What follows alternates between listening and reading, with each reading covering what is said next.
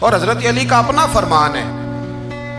آپ فرمایا کرتے تھے جس نے مجھے ابو بکر صدیق اور عمر فاروق سے افضل کہا میں اسے مفتری کی سزا، جھوٹے کی سزا دوں گا، اسے کوڑے ماروں گا، کوڑے ماروں گا، وہ جھوٹا ہے جو مجھے ابو بکر اور عمر سے افضل کرتا ہے۔ تو ان کی تو اپنی بات، اور میں نے وہ بڑی تفصیل کے ساتھ ایک دفعہ عرض کیا تھا کہ حضرت علی تو خود ممبر کوفہ پہ بیٹھ کے بتایا کرتے تھے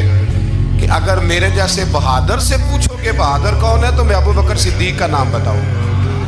تو اس لیے مطلب اب ہم سہم جائیں فٹافٹ کہ فلانا نہ ناراض ہو جائے،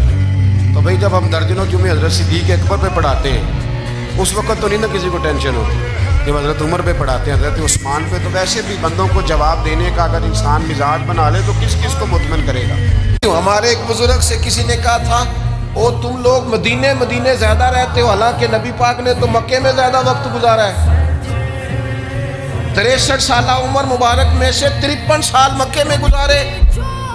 مدینہ طیبہ میں تو صرف 10 سال گزارے اور تم ہر وقت مدینہ کرتے ہو۔ وہ کہنے لگے جا کے اپنا کیلکولیٹر ٹھیک کر، تیرا یہ فلسفہ بھی ٹھیک نہیں، نبی پاک نے مکے میں 53 سال گزارے ہیں اور مدینے میں قیامت تک کے لیے ڈیرا لگایا ہے،